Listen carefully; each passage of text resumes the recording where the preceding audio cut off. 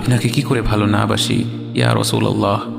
যখন আপনি আমাকে ভালোবেসেছেন সেই 1400 বছর আগে, যখন আপনি আমাকে মিস করতেন, আশা করতেন যেন আমার সাথে দেখা করতে পারেন, অথচ তখনও আমি জন্মই হইনি। সেদিন সাহাবীরা আপনার চোখে পানি দেখে বলল, ইয়া রাসূলুল্লাহ, আপনি কাঁদছেন কেন? আপনি বললেন, আমার ভাইদের খুব দেখতে ইচ্ছে করছে। সাহাবীরা বললেন, আমরা কি আপনার ভাই নই ইয়া রাসূলুল্লাহ? আপনি বললেন, না, তোমরা আমার সাহাবী।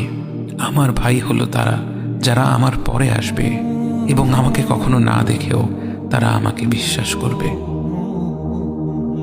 মৃত্যুশয্যায় শুয়ে আপনার অন্তরে এই চিন্তা ছিল যে আমাদের পরিণতি কি হবে। উম্মতি উম্মতি বলতে বলতে আপনি আপনার রবের নিকট ফিরে গিয়েছেন। আজ আমরা আপনার উম্মতের অংশ।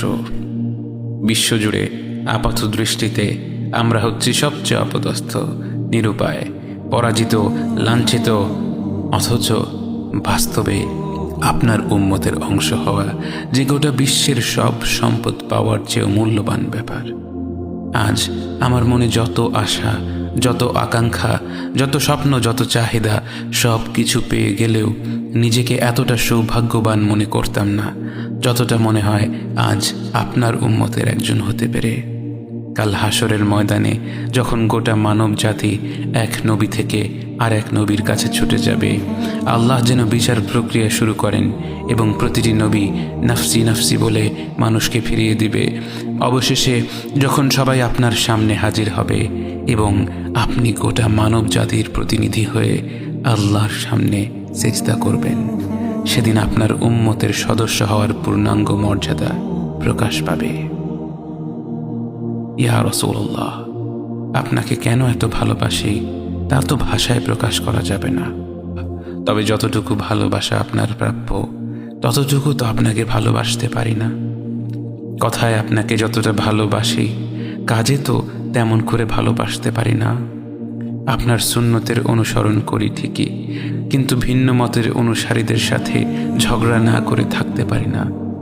ইবাদতটা নিয়মিত করতে পারলেও এবাদতে আপনার মতো আন্তরিকতা আনতে পারি না।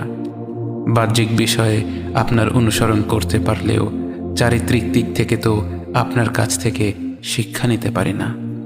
মুখে আপনার প্রতি সালাওয়াত পেশ করলেও কাজে কর্মে উম্মতে মুহাম্মদ হিসেবে আপনার সম্মানটা রক্ষা করতে পারি না। রাসূলুল্লাহ, হাবিবুল্লাহ, নবিয়ুল্লাহ, ইয়া মুস্তাফা, আমরা তো আপনার উম্মত হবার যোগ্য নই, কিন্তু আপনার রব তো সবচেয়ে ক্ষমাশীল। তিনি তো আমাদের যা প্রাপ্য তার চেয়ে অনেক বেশি অনুগ্রহ প্রদর্শন করতে সক্ষম।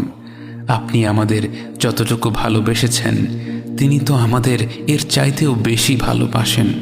আমরা আমাদের ভুল ত্রুটি সম্পর্কে যতটুকু অবগত তিনি তো তার চাইতেও বেশি অবগত।